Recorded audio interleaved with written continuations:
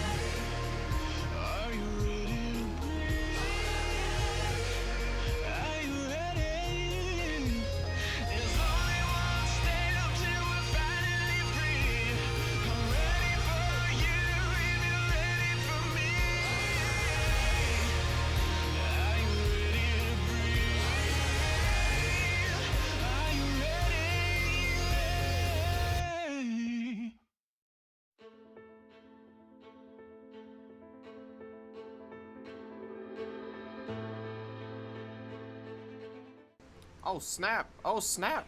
We got an explorer coming to check out the desolate. We got multiple. They're coming in troves. Yeah, no, he's never leaving this place. He's never gonna be able to leave once he sees how beautifully desolate this place is going to be.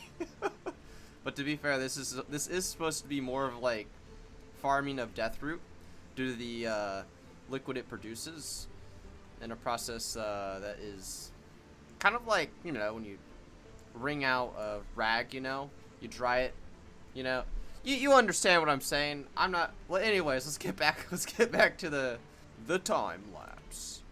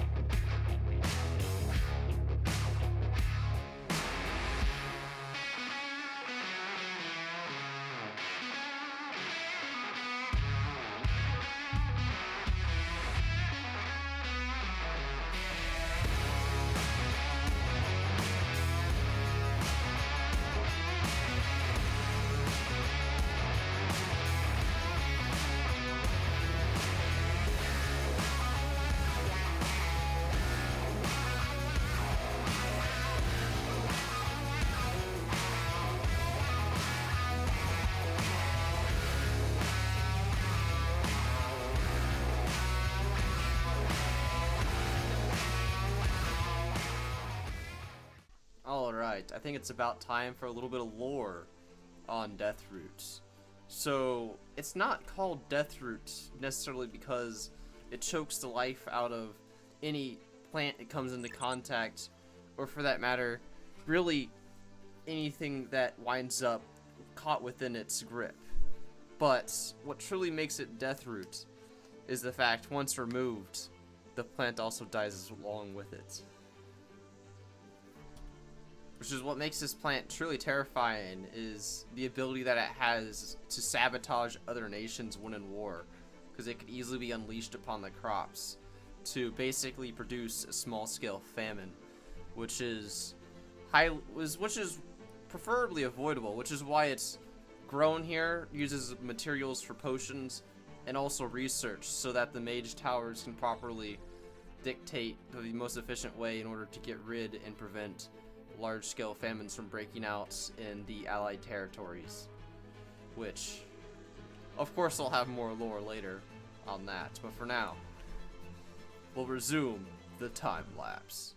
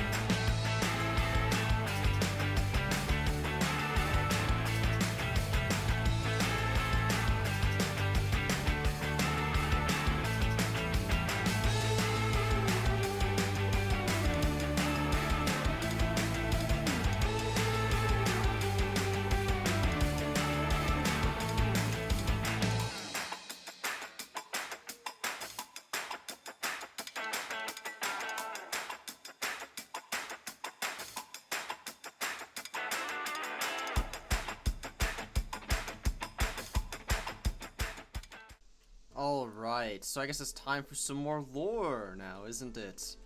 So, it does have multiple stages, you could say, per se. So, as you can see, when the tree or the plant is relatively young, it doesn't really sprout. It kind of just it kind of grows out of its roots and snatches the base of the trunk.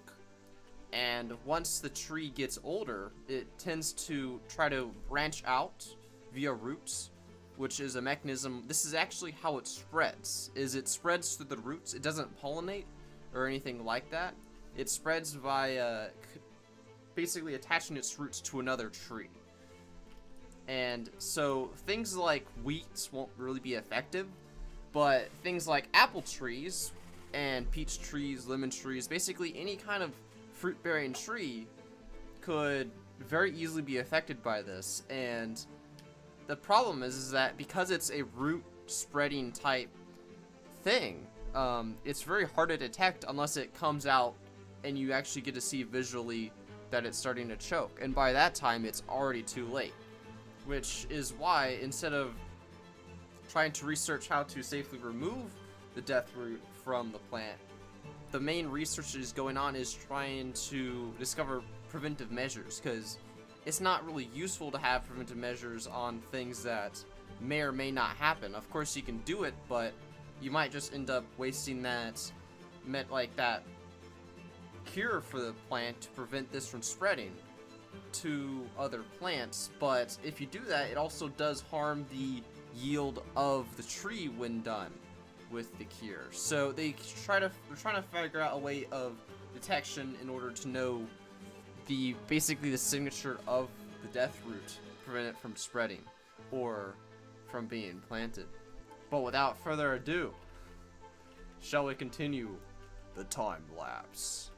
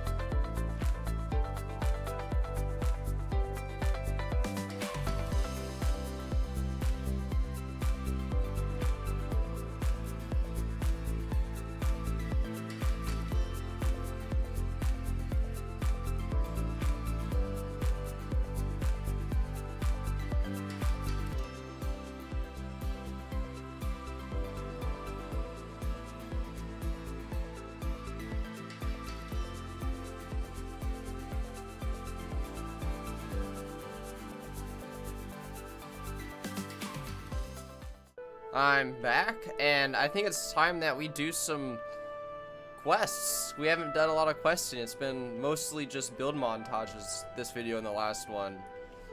So we're gonna get some quests going out through here. Just trying to get people to go over here. Potentially maybe set up something over here as well on the right.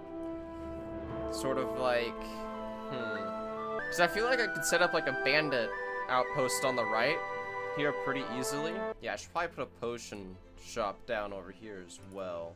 Actually, I should probably put a couple of them. I feel like that just makes sense. That there'd be more potions. I got the tavern there as kind of like the brewing tie-in to it being... It's part of the extraction process for the Deathroot, essentially. Yeah. I feel like this one is probably the best one. It's from like... It's kind of like an old tree. Kind of have these sporadically. Have one down here as well. And we will need some more taverns, of course. Alright, for now I think that's decent enough. Actually, I'll put a couple towers. Actually, I have an idea. I think in order for them to keep this in a contained area, it's actually one of those things where it's a force field type thing. So it keeps it, it's able to repel the Deathroot.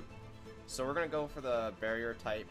So we're gonna save that for another build montage later for the barrier type defense for this little research facility, essentially, you could say. I might add in another little tower or some magey things in another build montage. But let's get some quests down. I mean, there'd probably be one sage, I would think. Probably do a high elf or two for quest givers as well. I would say there's probably a couple red mage guards around, scattered about. Not too many though.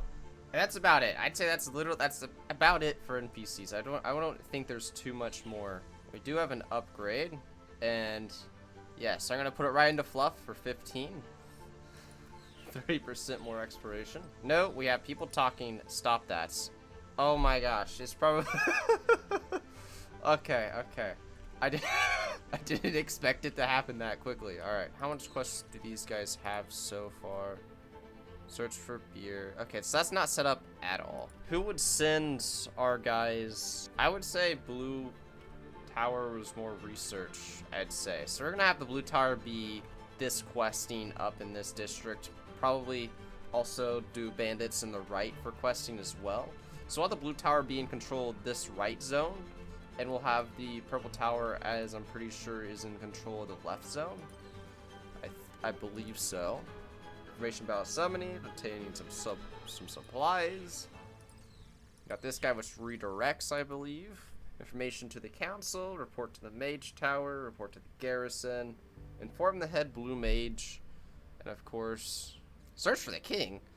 Oh yeah, cause we don't have like an actual castle, I don't think. So I just had to send him to a house that disguised as the council room, I believe. Yeah. Alright, and these guards will redirect over to the direwolves, the scouts, and eventually the invasion, yes. Okay, I want to go there. We'll name this... Well, this will actually be... Since it's already... People have already accepted this, I'm just gonna try and spin this into something, which I'm pretty sure is gonna be obtain the information about Deathroot from the garrison. Oh no. How do I spell? So they're obtaining the letter from the garrison. Yeah, we'll give them 2 gold for people that complete it now, and probably only 20 XP. I'm gonna try and turn down the XP rewards a bit, because I feel like they're getting a little too advanced. Why are these labeled fiends? Okay. We'll get some guards. Probably a paladin. Be the commander. Quest giver.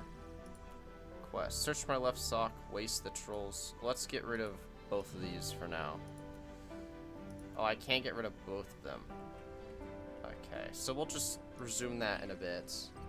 Okay. Add new quests. So this will actually be to go to the guard captain. That's not the king.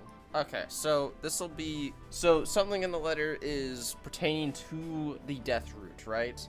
So basically, the barrier on the Deathroot seems to be weakening, and we're trying to find out the root cause of that potential weakening, and if it has anything to do with the invasion that is going on the left. Because if the Deathroot barrier does end up breaking, it could be catastrophic for the forest surrounding this research facility, and it would be detrimental to their research going forward. So we're gonna have to send them to the guard to give them the key. Right, do we want to have the guard captain give them the key? Actually, we're gonna have the head mage not being, since the invasion's going on, the head mage doesn't have enough time to actually sort this issue out himself. So he's sending you to the guard captain, which is closer to the situation and already has some information about what's going on and can give, yeah, and you get the key from the head mage to be able to go through the barrier without tripping any alarms, essentially. We're just gonna do 3 dots because I can't type out the full thing. Over to Queen Overbull? What? Is that your name? King Enid? What? Your name? You're not... Is this? You know what? I'm just going to ignore it for now. We're going to ignore that. We'll do that later. Okay. This guy? You are not, no. Ferris? I think that's Ferris. I think that's how you spell Ferris. That's just how, that's what it's gonna be now. You're not Queen Overbull anymore. And once he gives you, search for the letter. No, we didn't lose the letter. All right, we're gonna have you go over and speak with our mage over here. To Rushel the Wise. Yes, that's not a bad name. And that's going to be 0 gold. And we will give them 20 XP. Yes, and you're going to be sent here to investigate the barrier weakening. No.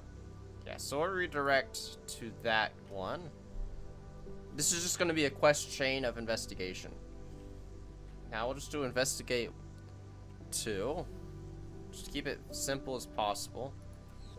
And from there, he will redirect to that guy. This guy, well, this person is going to have you investigate. Okay, actually, we're gonna have to set up something real quick. We're gonna have to set up the barrier. So there will be a pillar right here, somewhere around here, right? Put one of these. Bring it down a bit.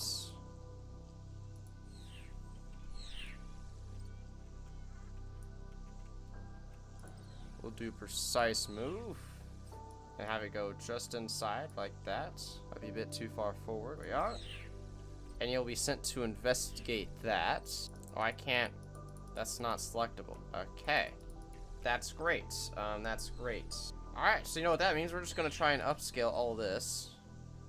Simple move. Move that there. And this will be upscaled. To be able to fit that. Place. I can then move this. Simple move. Okay, this is just a problem, child. Okay, we're gonna have to upscale this a little more. Okay, so 3.1 will do. West. Oh, we're in play mode. Okay, that's... I don't want that to be happening. There, we're going over there. Alright, so they are investigating. They are investigating a disturbance. No, they're investigating interference. And once you're done investigating for interference, he will then also send you back to this guy. So you find out that it is indeed interference. And the thing is about it, though, is that they find out that this side of the barrier is actually quite strong, but it does seem to be weakening, but it seems to be pulsating from this side. But we're gonna send them over to here, and they're gonna find out that from the bandits that are currently residing over there, that they have smuggled in a device that is causing interference of the barrier. So that means we must make a new troop, the bandits. Prefabs. Prefab directory? Oh. No. No, I don't want to do that. So is it the model editor? Presets. There we go, there we go. That's what it is. The bandits. Yeah, we'll just go with the thief. apply. So I think that's good enough. I don't think I need to change that too much. I think that's perfect. So this is going to be a slash, but it's going to be a dagger slash, path type straight slash the target. All right, apply. This one will be a dagger throw. No, I think I should do it now because I think the bleed will be a bit too strong at level 1. There it is. We'll just say throwing knives actually. They'll have a 1 second cast. They will have a 5 second cooldown. They won't cost any rage. Actually, I'll do 0.5 seconds. I think that looks a little better because it has a 5 second cooldown. And I want the path type to be straight. You're just throwing some knife. You're just throwing knives straight at them. So we'll do more of a silver actually. As they leveled up, obviously it's like they throw more knives. That's why it does more damage as it levels up. Base health of 10. Player classes like, let's say the warrior has base health of 10, 10, 5. 10, 10, 5. Wow, okay. Yeah, let's bring down the bandit health by 2. We'll call that good. And it's only a 1 second cooldown. Yeah, no, it should be fairly balanced. So monster zones, bandits, they'll be over here.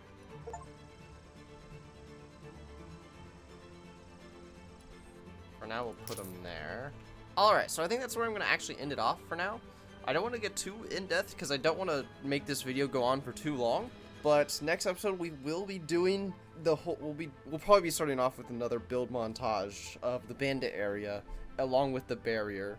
And then that way we can further the quest for the next episode, because I don't want to bore you guys too much with too much building in one episode. Without further ado, I hope you guys enjoyed. I did step up the editing game, I believe. I did learn some new things.